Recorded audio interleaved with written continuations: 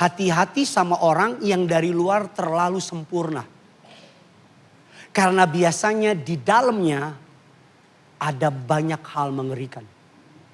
Tetapi sama orang yang di luar kelihatannya apa adanya, easy going, ada banyak kekurangan dalam sebagainya. Justru orang itu apa adanya. Maksudnya apa? Jangan lihat berdasarkan kulit doang. Yesus datang dengan keledai. Orang-orang Yahudi bilang, masa raja begini? Yesus datang tidak punya pasukan, masa raja begini? Tanpa mereka tahu bahwa itu adalah raja di atas segala raja.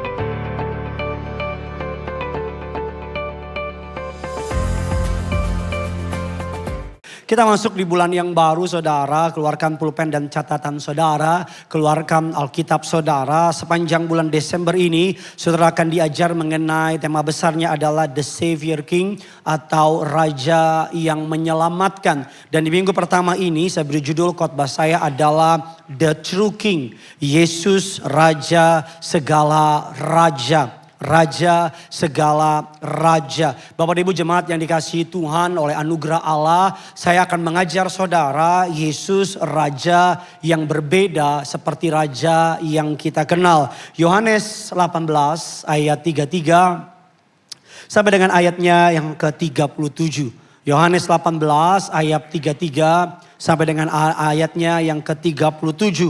5 ayat ini kita baca bersama-sama. Saya baca ayat 33, saudara baca ayat 34, demikian seterusnya. Yang sudah di sana sama-sama dengan saya katakan Tuhan Yesus baik. Saya bacakan bagi saudara 33, maka kembalilah Pilatus ke dalam gedung pengadilan. Lalu memanggil Yesus dan bertanya kepadanya, engkau inikah raja orang Yahudi? 34 silakan.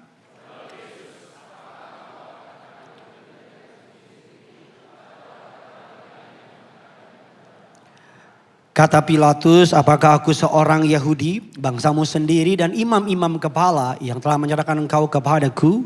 Apakah yang telah engkau perbuat? 36.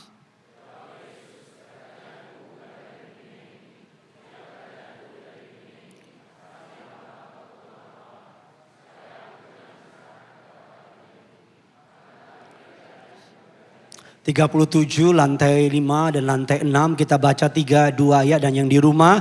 Maka jadi engkau adalah raja. Jawab Yesus, engkau bawa aku, untuk itulah aku dan untuk itulah aku, supaya aku, setiap orang yang berasal dari apa?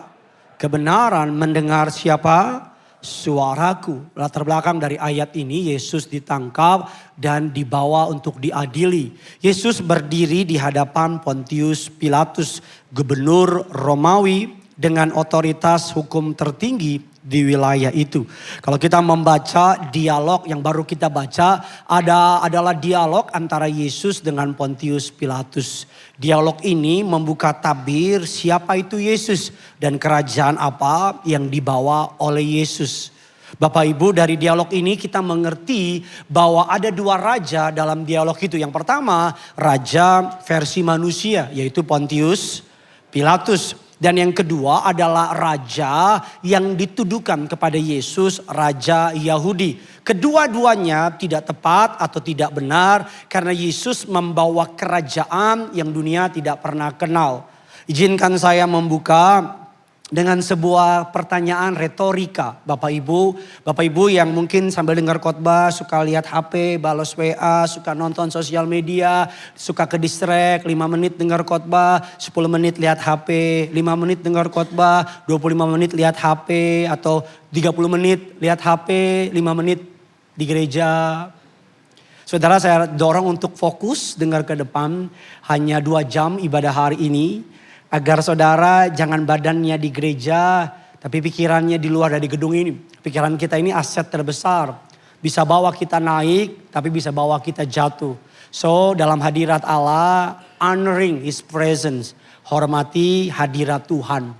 Kalau mau main HP, kecuali super urgent, buka HPmu. Tapi saya percaya selama kamu mendengar firman Tuhan, Tuhan jaga keluargamu.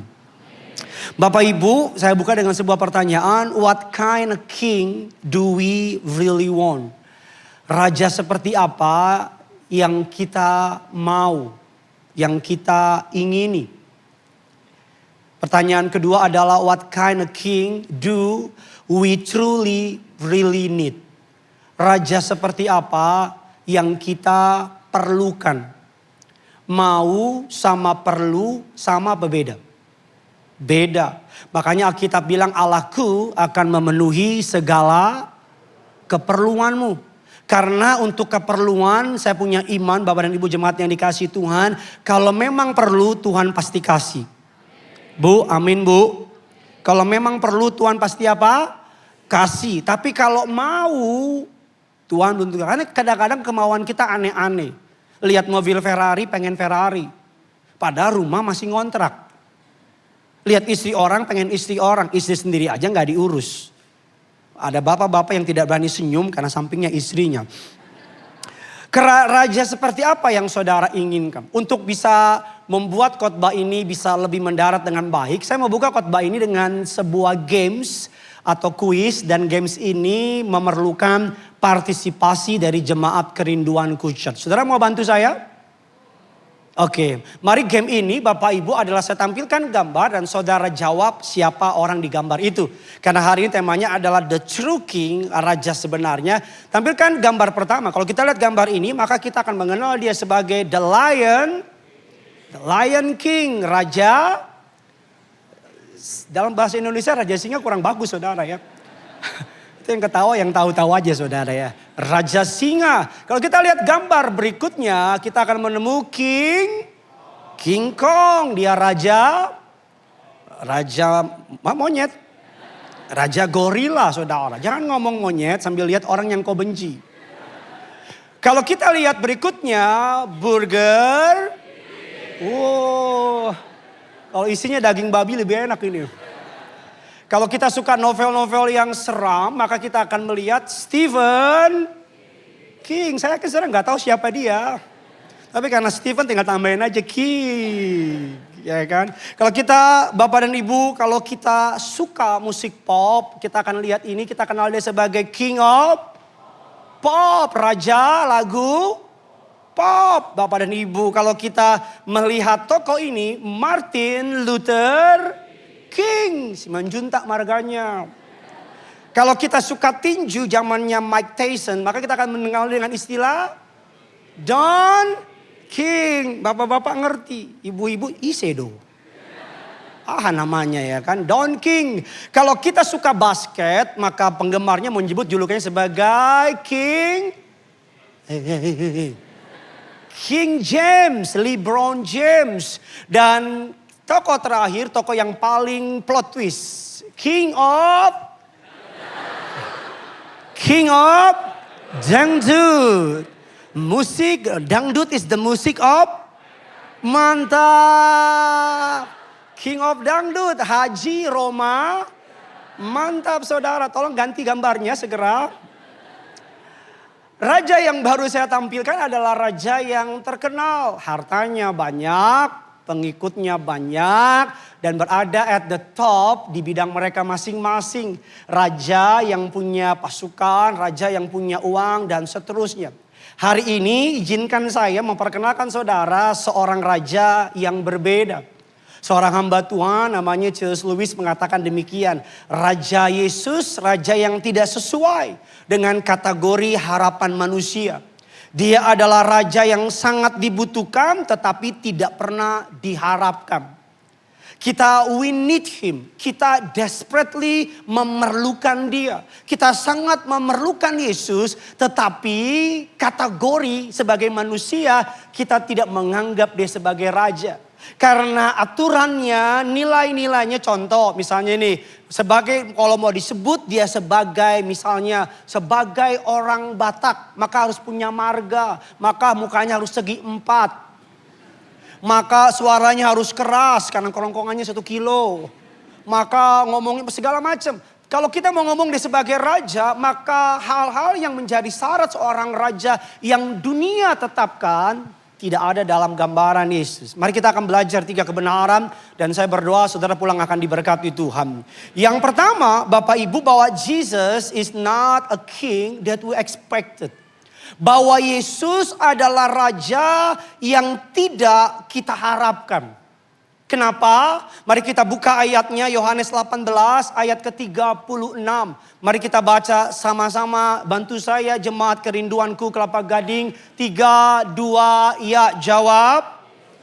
Kerajaanku bukan, stop sampai di situ. Satu kalimat yang sederhana, Yesus bilang, my kingdom, kerajaanku bukan dari dunia ini. Kalimat ini Bapak Ibu mengandung sebuah kebenaran yang menurut saya luar biasa. Satu kalimat ini Yesus membalikan seluruh konsep kekuasaan manusia. Mari kita belajar, kita belah satu-satu. Raja menurut harapan dunia seperti apa sih? Raja menurut harapan dunia adalah raja harus kuat. Betul? Raja harus punya kekuatan militer. Betul? Raja harus punya pasukan. Raja harus bisa memperluas wilayah. Raja harus datang dalam kelompok orang kaya. Betul?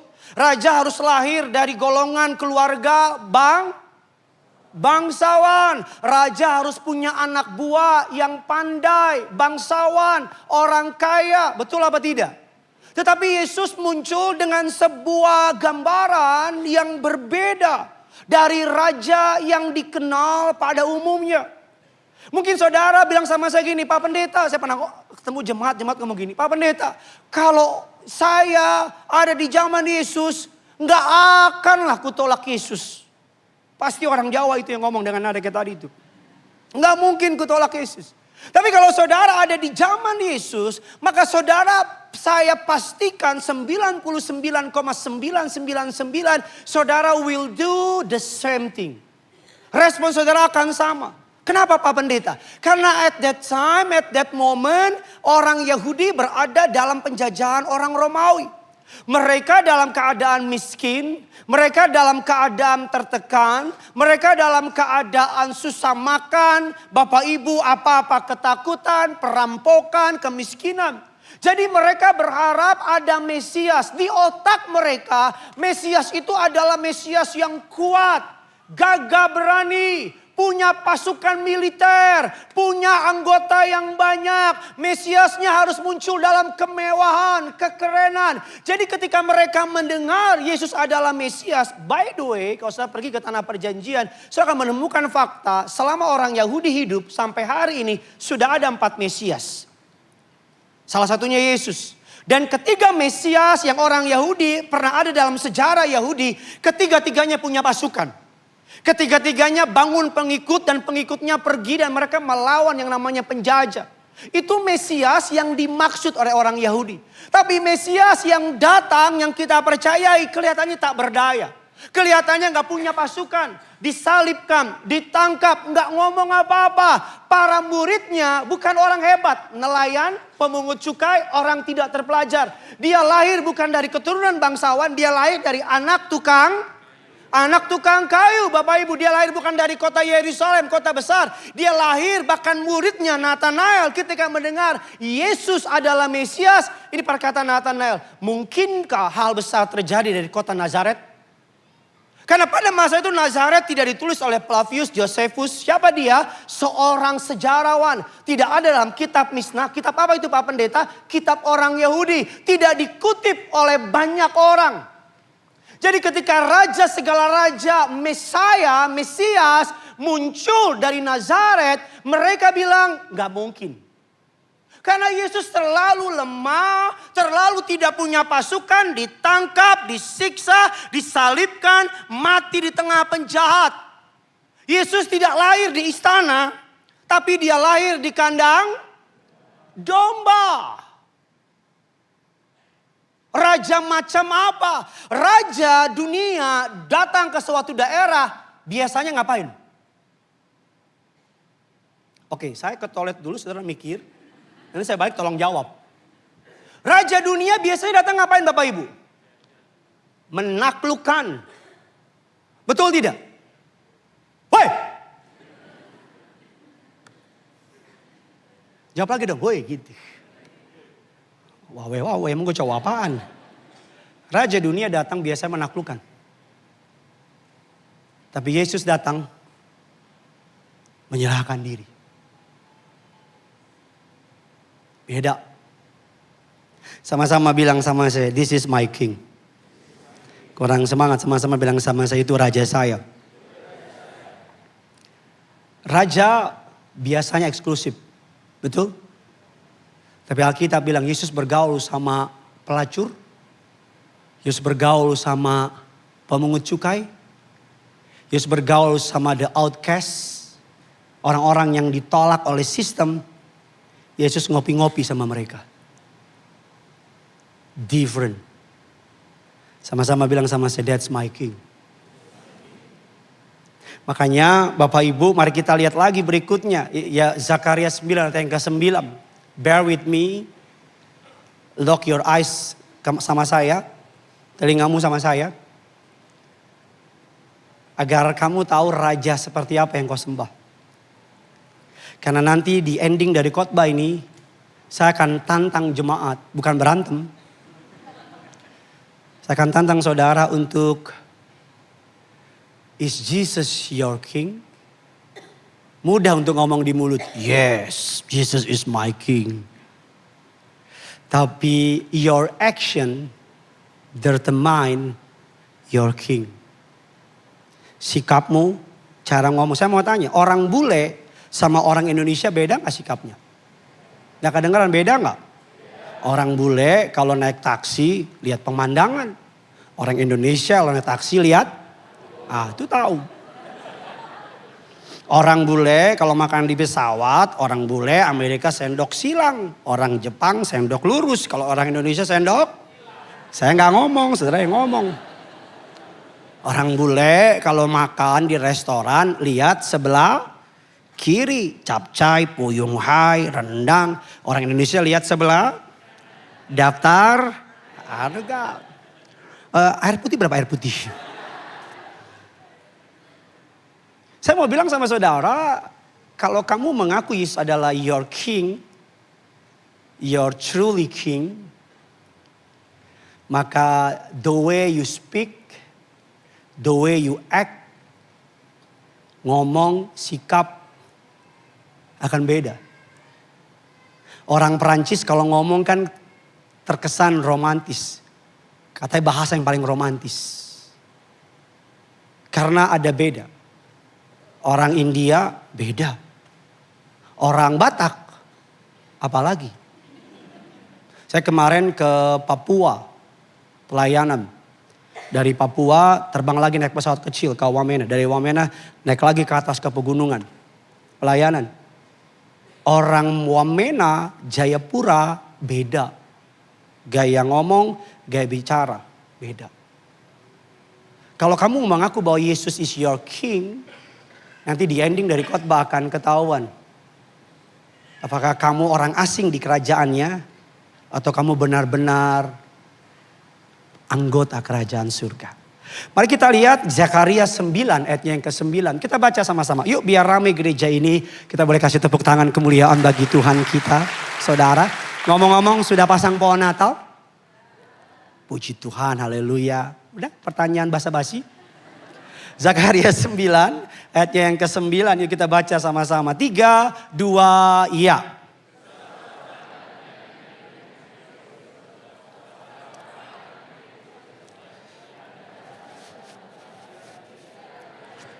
Ia dan mengendarai seekor keledai beban yang kita tahu bahwa Yesus masuk ke Yerusalem dengan keledai muda. Ngomong-ngomong soal keledai muda, izinkan saya sedikit lari dari khotbah saya. Nanti kembali lagi in order untuk ngingetin saudara. Keledai muda ini ditunggangin oleh Yesus masuk ke Yerusalem. Betul ya? Alkitab bilang satu Yerusalem tepuk tangan. Betul? Memberikan penghormatan. Nah, bisa jadi, ini kisah saja, contoh saja. Bisa jadi kalau keledai itu berpikir dia ditepuk tanganin. Keledai itu bisa berpikir gila loh orang satu kota tepuk tanganin gua. Padahal kita tahu yang ditepuk tanganin bukan keledainya. Tapi yang menungganginya yaitu Yesus. Ini yang terjadi kalau orang berhasil dan sombong. Dia pikir dia yang hebat. Padahal karena Yesus ada di dalam orang itu. Amin. Ingat, setiap kali kamu berhasil, kamu sukses, kamu kaya, kamu achieve sesuatu. Ingat, kamu keledai yang ditunggangin Yesus. Kalau ada orang kasih tepuk tangan sama kamu, it's not for you, it's for him. Bukan buat kamu, tapi untuk Tuhan. Nah, Yesus masuk ke Yerusalem dengan keledai. Berapa tahun yang lalu saya menikah Bapak Ibu. Saudara pasti tahu itu fakta. Walaupun gak terlalu penting diulang. Saya ingat banget berhari-hari saya sama istri memikirkan mobil apa yang kami pakai untuk masuk ke tempat resepsi. Karena ketika kami sampai di tempat resepsi akan ada fotografer, akan ada balon, akan ada orang-orang. Kami pilih mobil-mobil. Ada beberapa mobil disodorkan sama kami, Rolls Royce kami lewatkan karena mahal. Banyak mobil kita pilih. Kenapa? Karena once in the lifetime. Sekali seumur hidup. Kenapa pilih mobil harus pilih hati-hati? Karena entrance itu penting. Masuk ke entrance kan kata orang nikah kan raja ratu sehari. Jadi ketika masuk di resepsi gampang gini. Kenapa harus pilih mobil? Gue pengen kelihatan ganteng. Gue pengen kelihatan keren. Gue pengen kelihatan di foto nanti keren. Saya beli mobil dan tidak pernah terlintas di otak saya masuk ke resepsi dengan keledai. Nanti orang bilang ini gila, baru nikah udah gila Gideon. Tetapi Bapak Ibu jemaat yang dikasihi Allah untuk menaruh ini dalam sebuah perspektif. Yesus, Raja segala raja yang dinubuatkan, Kings of Kings, Lord of Lords, tak berkesudahan dan tak berakhir kerajaannya, memilih entrance ke Yerusalem bukan dengan kuda perang, bukan dengan pasukan, bukan dengan army. Dia punya malaikat ribuan yang siap. Dia bisa panggil para pemusik untuk memasuk entrance yang sangat megah. Tetapi raja segala raja memilih keledai secara intentional. That's why dia bukan raja yang kita bayangkan. Karena di mana-mana raja kalau muncul, jangankan raja deh, baru ketua RT aja udah sombongnya minta ampun. Betul gak? Jangankan raja deh, menteri aja. Udah pengawalan, kemarin kan lagi heboh tuh. Tetot. Saya pernah ada orang tetot, saya buka kaca, tetot juga. Iya, tetot. Itu baru sekelas wakil rakyat. Dan padahal kan dia pegawai kita. Lu bener gak? Siapa bosnya? Siapa yang disuruh? Kita. Yang paling apes kita. Kita yang milih, kita bos, kita juga yang disuruh. Saya mau bilang sama saudara. Secara intentional. Dia pilih keledai. Makanya kebiasaan warga kerajaan surga ada punya ciri. Apa cirinya Pak Pendeta? Humble. Orang yang percaya kepada Yesus. Orang yang mengaku ada Yesus di dalamnya. Cirinya satu. Salah satunya. Humble. Rendah hati. Kamu boleh orang kaya. Saya takut gini. Sama seperti orang Yahudi melewatkan Yesus. Saya takut dalam hidup ini, bukankah betul kita hidup di masyarakat yang cantik, yang ganteng, yang kaya, yang punya jabatan diperlakukan berbeda. Udah deh ngaku aja, jujur aja deh. Betul gak? Yang cantik namanya privilege. Kalau dia cantik, makanya kalau ngelamar kerja ada satu syarat. Berpenampilan, gak ada. Berpenampilan menyeramkan, gak ada.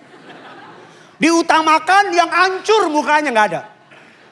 Gak ada. Berpenampilan menarik. Dan berpenampilan menarik itu terjemahannya apa? Itu liar banget. Karena menarik bagimu belum tentu menarik bagiku. Betul tidak? Karena bagimu sama-sama bilang sama saya, cantik itu relatif. Ganteng itu relatif. Sama-sama bilang sama saya, jelek itu mutlak.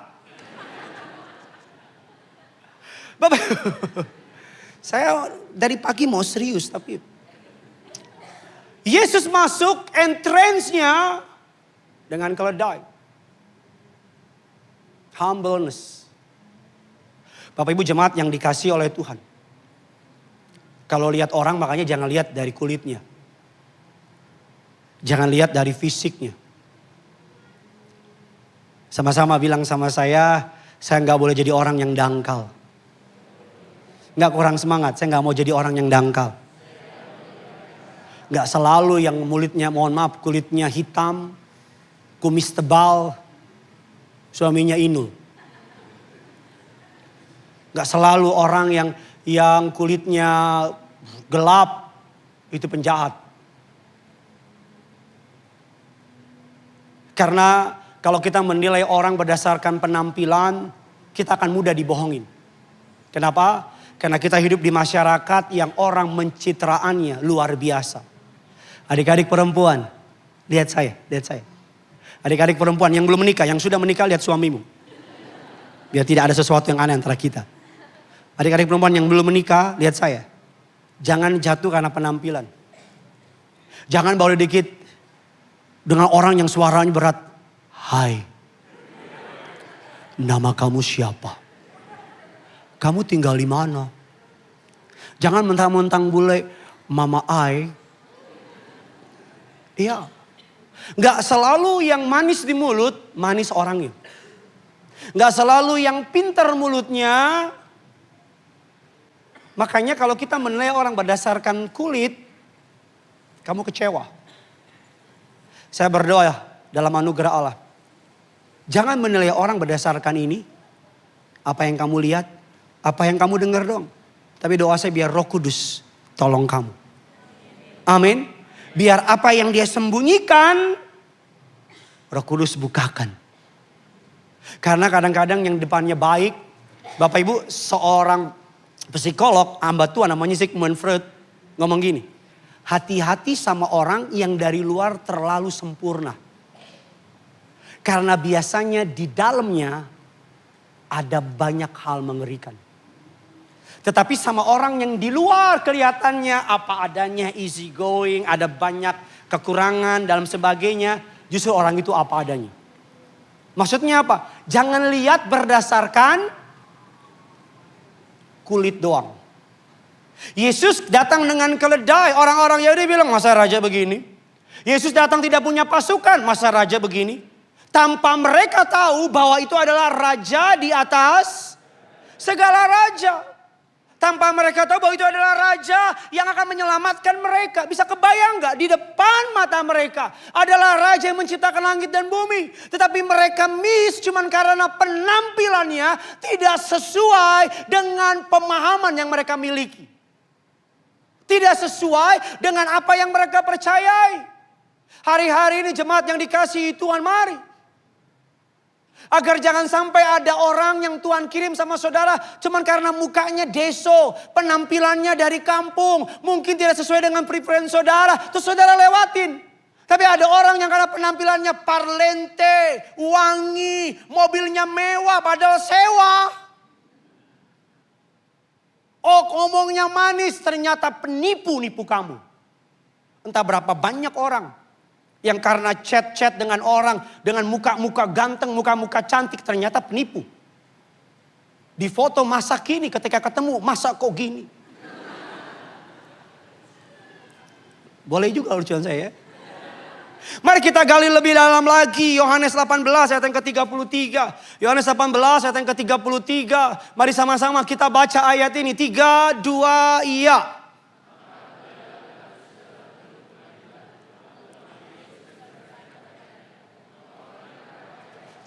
Bapak Ibu, kalau kita melihat Pilatus berpikir, mengira dia yang memegang kendali. Tetapi di hadapan Pilatus berdiri raja yang sejati. Pilatus menghadapi Yesus dengan pedang, senjata, dengan pasukan Romawi. Yesus menghadapi Pilatus tanpa pedang, tanpa senjata. Tetapi Bapak Ibu jemaat yang dikasihi Tuhan, Pilatus berpikir ia yang mengintegrasi Yesus.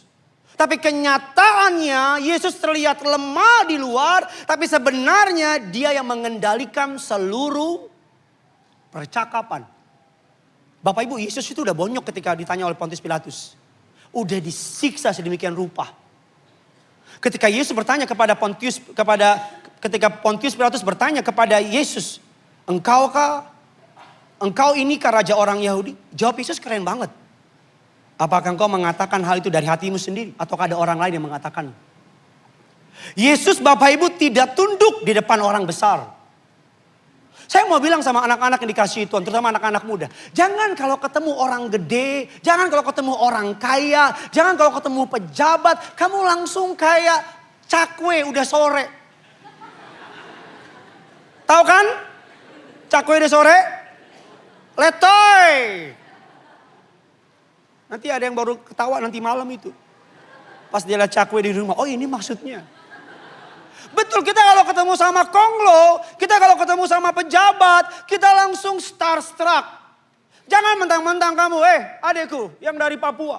Jangan mentang-mentang dari Papua, ketemu sama orang dari Jawa. Oh no, gak ada. Jangan mentang-mentang ketemu orang dari luar negeri. No, gak ada. Jangan mentang-mentang ketemu sama orang gede, kamu ngerasa kecil. Yang di dalammu lebih gede yang di luarmu. Amin. Berapa tahun ini saya banyak ketemu orang. Istri saya selalu ngingetin saya. Beb, kalau ketemu sama orang gede, gak usah starstruck. Santai aja. Dia suka gini saya nih. Gitu, jangan nunduk, angkat kepala. Saya pulang memar ini saya. Karena kadang-kadang suka ngingetin sekaligus pembalasan. Iya, kadang kita kalau ketemu sama orang kaya gitu. Apa kabar bos? Bos. Sampai kita tiduran, bos. Udah cukup bos. Iya. Kamu anak-anak muda, kamu pengusaha. Memang kamu cari duit, tapi jangan gitu-gitu amat lah jadi orang lah. Halo. Saya ulang lagi, memang kamu cari duit, tapi jangan gitu-gitu amat lah jadi orang lah. Jangan sampai tolong dong, kok ditolong, gue buntung nih. Woi. Amin. Kalau ketemu sama orang gede ya udah seadanya aja lah, sopan. Jangan kalau ketemu orang gede, siapa namamu? Engkau yang menanyakan? Atau orang lain yang mengatakan? Itu namanya lu gila. Jangan kalau interview ditanya, dari mana asalmu? Kerajaanku bukan dari bumi, tapi dari surga. Nanti ya ada kan udah kena otaknya, gak ada otaknya udah.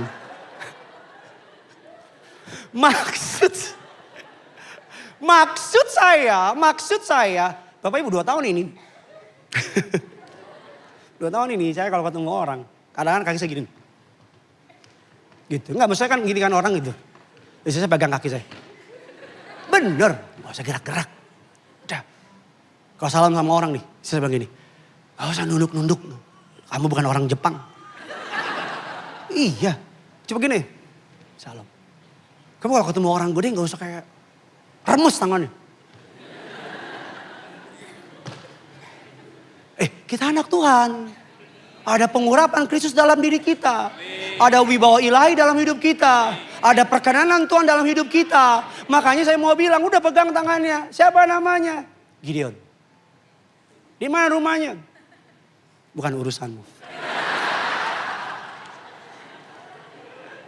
Bapak Ibu. Raja yang kuat biasanya punya pasukan, tapi tidak dengan Yesus. Makanya Bapak Ibu definisi kepemimpinan. Mari kita lihat yang kedua. The true king wears a crown of thorns. Raja yang sejati menggunakan mahkota duri. Raja dunia mahkotanya terbuat dari apa Bapak Ibu? Buat dari apa? Emas, permata, berlian. Tapi our king pakai mahkota apa? Kalau saudara pergi ke tanah perjanjian, saudara akan diperlihatkan tanamannya. Tanaman itu di Timur Tengah, di Yudea, suka dipakai untuk jadi pagar. Tajam. Bisa sampai 3 sampai 5. Kadang-kadang kalau banyak bisa sampai 7. Raja dunia pakai emas. Berlian. Betul? Tetapi raja kita mahkota duri. Mahkota duri dalam terjemahan aslinya Bapak Ibu menebus kutuk pikiran. Karena durinya tajam sampai ke dalam otak. Kamu yang suka overthinking, kamu yang suka apa tuh istilahnya tuh ya itulah. Tahu kan yang suka ini nih, tidur nih ngadep tembok. Iya, yang otakmu nih kasihan, untung made in heaven. Kalau made in China udah koset. Iya betul. Betul. Otak kita ini kan suka bikin adegan kayak Hollywood. Nanti nih kalau nggak ada duit nih, pecat. Nanti suami begini nih, suami nikah lagi sama orang lain nih. Nanti suami nikah lagi, nanti gue sakit gue ditinggal nih. Nanti anak-anak gue di lampu merah nih. Padahal cuma gara-gara bos nggak senyum. Bos kita lagi ke kantor, kita bilang, bos, hidung. Kita bilang, oh gila bos marah nih. Jangan-jangan gue dipecat nih. Padahal dia sariawan. Nggak, lu jangan ketawa, lu pelaku. Lu iya. Gak usah angkat tangan. Setiap kita, kalau otak ini asal mikir di print, udah jadi berapa ribu novel. Bener, novel banyak tuh. Kisah. Ketakutanku yang tidak pernah terjadi. Part 2200. Tuduhanku terhadap suamiku yang tidak pernah terjadi. Part 5.500.000. Tenang suami, istri sekarang. Istri, tuduhanku terhadap istriku yang tidak pernah terjadi. Belum lagi kata-kataku yang tidak kukeluarkan. Versi istri. 5.500.000. Iya. Saya kemarin ke Papua. Udah ngomong ya. Ya kalau udah ngomong gak usah ceritain lagi ke Papua sudah. Ya udah di Papua sudah. Naik ke Wamena sampai ke atas. Sampai di atas itu ada orang-orang suku asli. Saya lihat, dia lihat saya. Kita lihat-lihatan. Sebelum berangkat, hati-hati malaria dan sebagainya. Hati-hati begini, sampai sana gak ada. Di jalan tuh udah mikir yang naik pesawat kecil. Yang kalau naik turun tergantung kemurahan Tuhan. Otak gimana nih? Ini kalau gue jatuh nih di pedalaman Papua. Saya bikin adegan loh. Nanti jemaat mikir apa ya? Nanti gimana pasukan penyelamat? Gue hidup bagaimana di hutan? Mendarat deh. Banyak dari kita kayak gitu. Bilang kiri kanan saudara. Otak tobat bilang. Gak bilang otak bertobat bilang. Ada yang suami saking ngotot pegang kepala istri. Nih otak. Bapak Ibu, raja biasa menghindari penderitaan. Betul apa tidak? Raja biasanya apa? Indra, sambil saya undang pemain keyboard, adik saya Winda. Bapak Ibu, dari seluruh kisah kerajaan di muka bumi, dari Mesir, Romawi, kerajaan Eropa, kerajaan Cina, kerajaan Indonesia, Tarumanegara, Sriwijaya, Majapahit, apalagi di Indonesia? Singosari, apalagi? Kutai, apa? Demak tuh kalau kita panas ya. Bodoh amat. Dari seluruh kerajaan, betul apa tidak? Rakyat yang bawah diminta berkorban untuk yang di atas. Betul gak? Rakyat suruh mati buat raja, kesatria suruh mati buat raja. Tapi ada satu anomali. Anomalinya bibir ketaping. Itu mainan anak saya tuh. Anomali dalam kerajaan surga. Biasa kan segitiga. Ya. Dalam prinsip ekonomi segitiga ya. Yang di bawah berkorban buat yang di atas. Tapi dalam konsep kerajaan surga. Raja saya mati buat saya. Raja saya berkorban buat saya. Sama-sama bilang sama saya, that's my king. Kurang semangat, that's my king. Amin. Biasanya kita disuruh berkorban. Biasanya raja itu tidak mau menderita.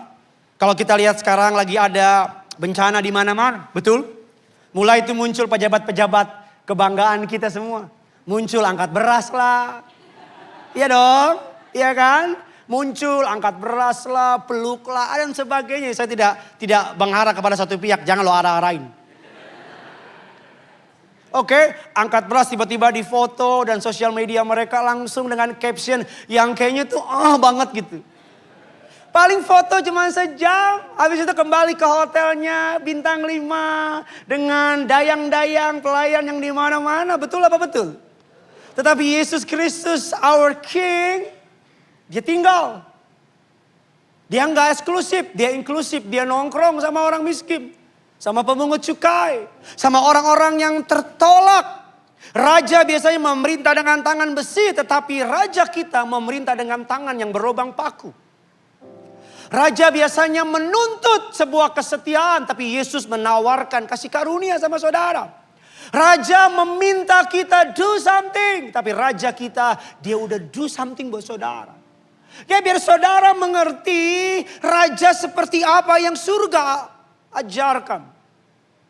Makanya Bapak Ibu dalam konteks kerajaan surga, raja mengajar kita di semua kerajaan dari bawah untuk naik ke atas, betul tidak? Kita hidup di masyarakat gak ada yang mau di bawah, semuanya mau di atas. Bahkan dalam hal yang paling sederhana, panjat pinang. Semua pengen di atas. Kenapa? Karena di atas difoto, pilih hadiah, betul tidak? Dan paling sedikit diinjak, yang paling sakit di bawah, semua kaki nginjak dia. Betul gak? Kalau ditanya main panjat pinang, siapa yang mau di bawah? Gak ada yang mau. Tapi pegang omongan saya, kalau tidak ada yang di bawah, tidak ada yang naik. Walaupun ini konsep ini tidak apple to apple sama kisah Yesus. Karena zaman Yesus tidak ada panjat pinang. Tapi poin saya, dosa membuat manusia menjadi super egois. Makanya pernikahan adalah cara yang Tuhan pakai untuk membunuh egois kita. Orang yang egois, self-center, gak bisa ngampunin, punya prejudis yang aneh-aneh, jangan pernah nikah. Karena kalau orang kayak gitu nikah, bikin susah pendeta. Bener deh. Lebih baik orang yang model gitu kalau gak bertobat, please for the love of God, jomblolah engkau. Karena orang kayak gitu akan kalau nikah, aduh ampun. Janji nikah mah gampang 5 menit. Saya udah banyak berkatin orang. Tidak ada orang janji nikah yang jelek. Semuanya so sweet. Aku akan bersama dengan engkau melewati api, gunung, lembah. Pret.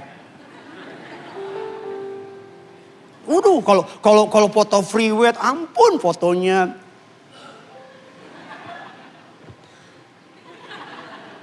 Ada yang foto free wed di bawah laut. 1 tahun kemudian, 2 tahun kemudian, aku nggak nyangka kamu begitu. Gue botakin lo. Adik-adik muda, saya persingkat masa penderitaanmu. Kalau pacarmu hari ini egois, nggak peduliin kamu, jangan pernah nikahin dia. Jangan ngomongin, Pak Pendeta it's my life. Toh saya yang nikah, bukan Bapak. Itu betul. Saudara pernah nggak lagi masuk tol, e-tol, kita udah antri nih. Terus di depan ada yang e-tolnya nggak ada uangnya. Terus karena dia nih nggak ada isinya, ini nggak pernah punya mobil apa gimana saudara ini? Karena dia nggak ada uangnya, kita jadi sebel kan? Kita udah nungguin nih. Terus tiba dia keluar dengan muka tak bersalah. Ya gini, kita kasih ini. Itu yang terjadi sama orang yang egois hidupnya. Kebodohannya nyusahin banyak orang. Kamu yang nikah tanpa restu dari orang tua. Kamu bilang, mama tahu apa sih? Cinta tidak pernah salah.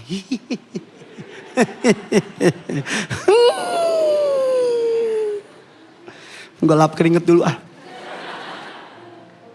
Ya. Sama-sama bilang sama saya. Kalau bodoh, gak kurang semangat. Kalau bodoh, jangan terlalu sempurna bilang. Yesus, mahkotanya duri. Bapak Ibu sebuah prinsip bagi jemaat. Selama catat.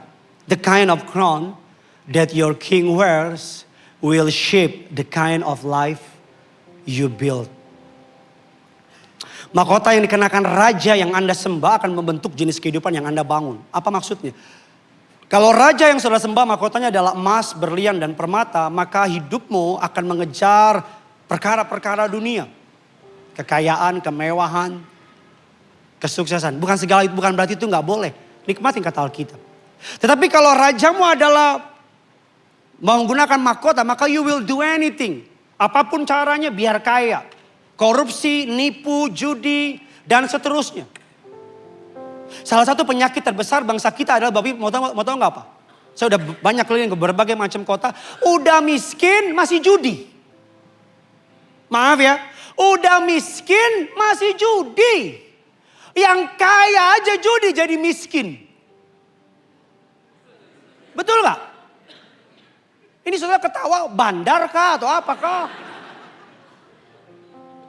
Salah satu penyakit bangsa ini udah miskin.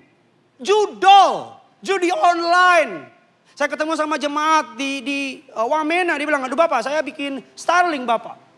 Starlink itu, Bapak saya jual voucher 10.000 1 jam.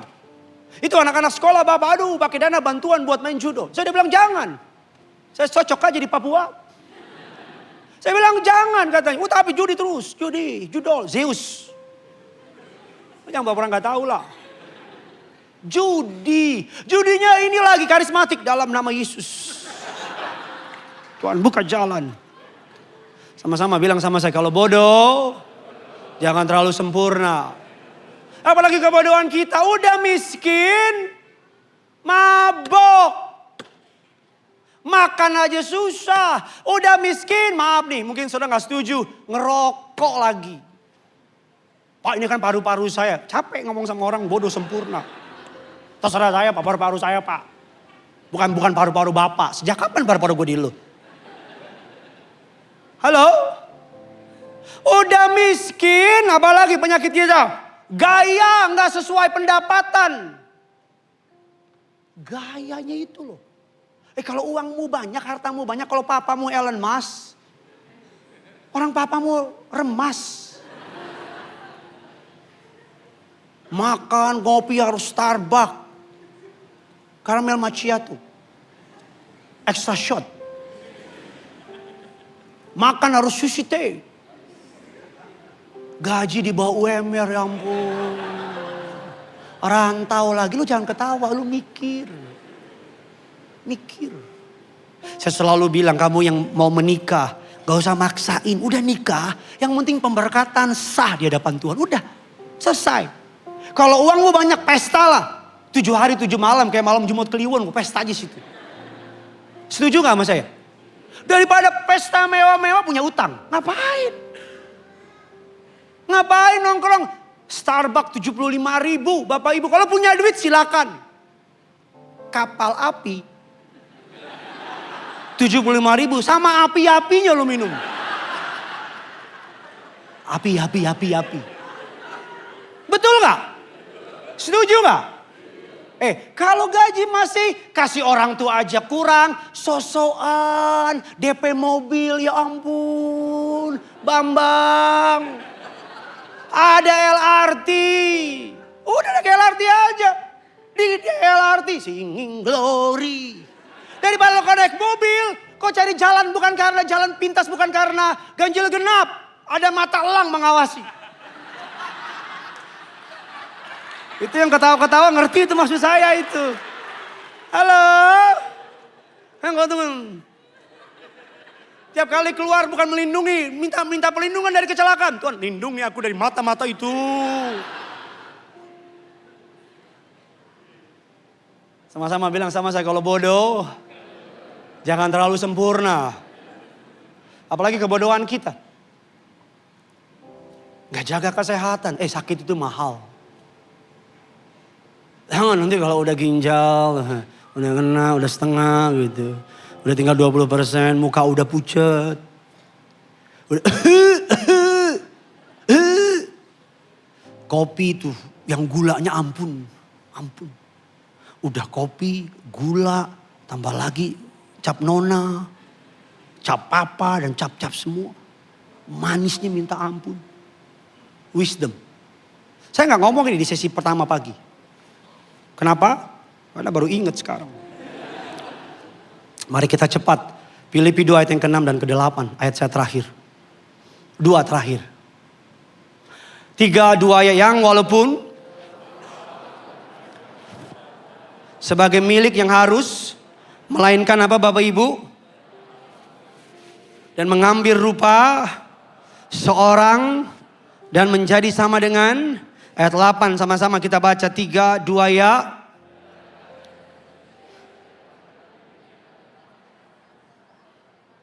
Taat sampai mati, bahkan mati di atas, sampai mati di kayu salib. Kerajaan Yesus menundukkan kebanggaan manusia. Di dunia mengajar kebesaran adalah naik lebih tinggi, lebih hebat dari orang lain. Tapi dalam kerajaan Yesus, kebesaran adalah turun lebih rendah. Apa saja identitas warga kerajaan surga? Jika benar-benar kita adalah warga kerajaan surga, ini inti khotbah saya, maka hidup kita akan terlihat berbeda. Apa pendeta terlihatnya? Kita akan mengampuni ketika kerajaan dunia menuntut balas. Setuju? Katakan amin. Kita akan memberi ketika kerajaan dunia meminta kita untuk menahan. Kita akan melayani ketika kerajaan dunia meminta kita untuk mengejar posisi. Makanya repot orang ambisi masuk pelayanan. Dia pikir gereja kayak dunia politik.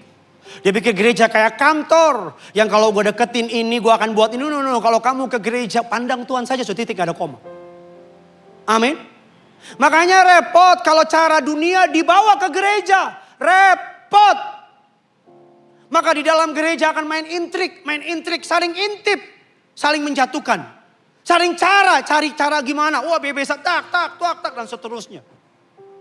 Makanya ada banyak orang bukannya bangga sama gereja jadi sakit hati. Tapi berapa banyak orang disakiti oleh gereja. Doakan agar gereja saudara dan saya bisa belajar dari kesalahan para gereja-gereja sebelumnya. Warga kerajaan surga akan memilih berdamai daripada kerajaan dunia yang memilih untuk berkelahi. Saya kalau ngomong sama jemaat yang pernah disakitin sama orang dan mau nuntut hukum. Pak, boleh nuntut nggak Pak? Ini kata polisi masuk nih Pak, kata pengacara masuk. Apa pandangan Pak Pendeta sebagai orang percaya? Saya harus gimana? Ampuni. Oh tapi Pak gini. Ampuni. Tapi Pak saya kan dikecewakan Pak gini. Ampuni. Tapi Pak, kamu mau dengar atau nggak dengar? Ampuni. Bapak Ibu jemaat, saya orang Batak. Saya banyak kenal pengacara Batak. Yang ketika momen 2 tahun yang lalu pengacara Batak banyak kumpul sama saya ngomong gini, Pak mainkan Pak, masuk ini Pak. Jadi ini barang Pak. Beres ini Pak.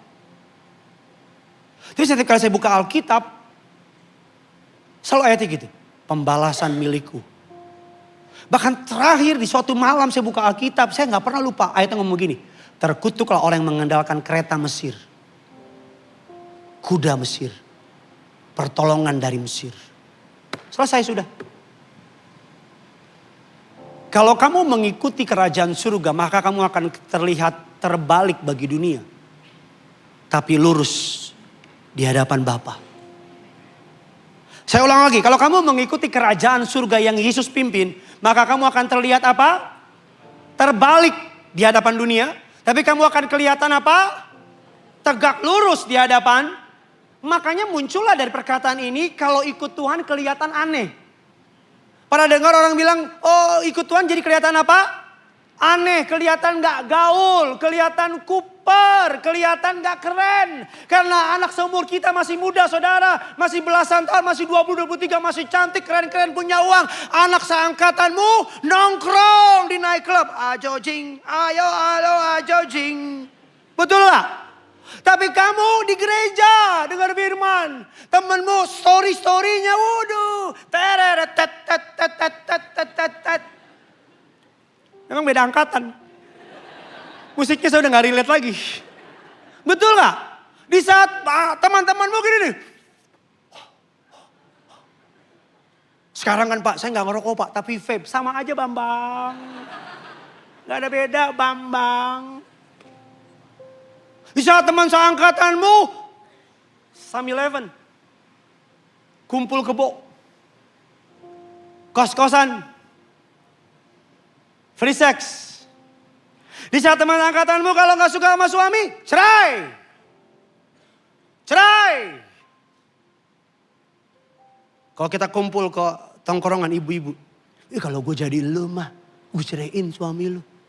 Suami kayak gitu. Dia udah untung punya lu. Terus kita bilang, gitu ya? Iya ceraiin aja. Banyak cowok yang suka sama lu. Lo tahu nggak si Dodi? Mohon maaf Pak Dodi, saya nggak ada maksud. Si Dodi, dia nanyain lu mulu. Tahu kan Dodi kan? Tahu. Yang gym itu iya tuh, yang badannya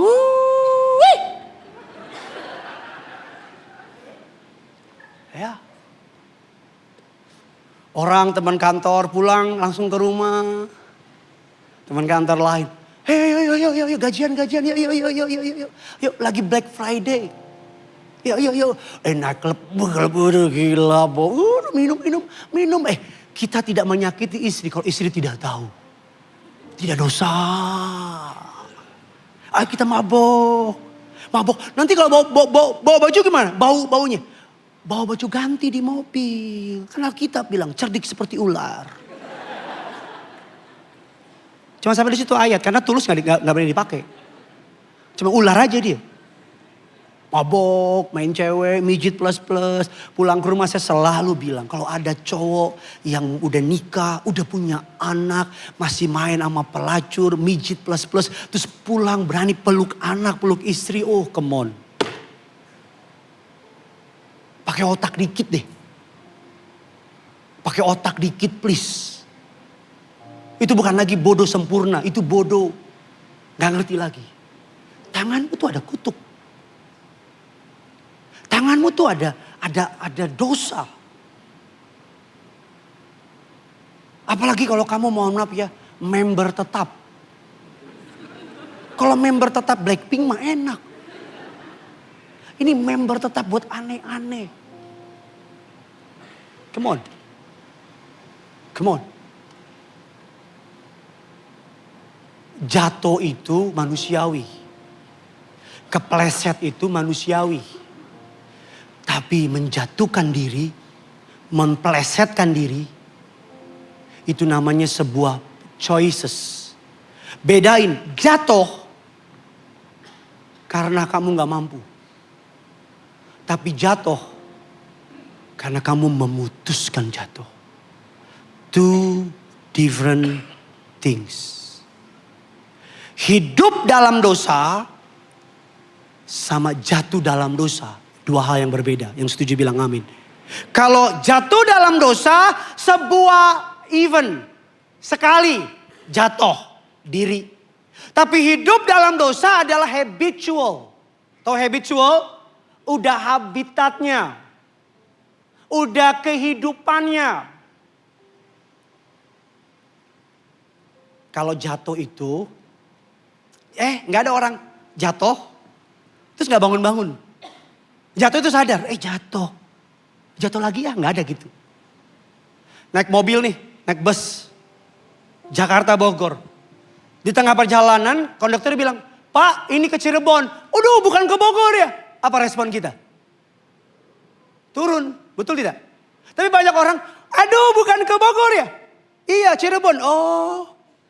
Sampai Cirebon dia. Itu siapa yang gila? Bapak Ibu jemaat yang dikasih oleh Tuhan. C.S. Lewis. Ada banyak orang, nanti di tanggal 25 nih. Tanggal 25 akan banyak Kristen CEO. Iya benar, nanti 25 Kristen CEO. Christmas, Easter only. Kamu kok baru muncul, saya Kristen CEO. Christmas, Easter only. Kalau saya datang di luar itu, saya bukan CEO lagi. C.S. Lewis, orang hamba Tuhan ngomong, saya akan selesai khotbah saya. Saudara diberkati, amin. Saudara, bagi saudara yang pengen dengar khotbah dengan pesan yang hampir sama, tapi dari ayat yang berbeda, perspektif yang berbeda, saudara bisa mendengar para pendeta yang lain. Mungkin secara khusus karena saya nyiapin khotbah bareng dari Jakarta, dari Wamena, Jayapura, Jakarta, Pesta Ramanda. Kami di pesawat buka ayat bareng, dia ambil ayat dari kitab Lukas. Dia ambil ayat dari perspektif kisah Natal. Terus ketika dia selesai khotbah, saya nyiapin khotbah. Saya belakangan ini kalau ketemu sama ibu ngomong gini, Pak Pendeta, Pastor Amanda khotbahnya bagus loh, bagus. Nanti mah Pak Gideon disalib sama dia. Emang gue Yesus? Disalib-salib. Kadang-kadang ibu-ibu nih bikin kita suami istri berantem. Bagus loh Pak Pendeta lo khotbah Pastor Amanda. Bagus, keren. Lu lebih bagus dari Pak Gideon. Saya sih senang dia lebih bagus. Tapi kan kamu gak usah menginformasikan sama saya. Nanti kalau saya jawab, ibu tanya dong siapa yang ngajarin dia.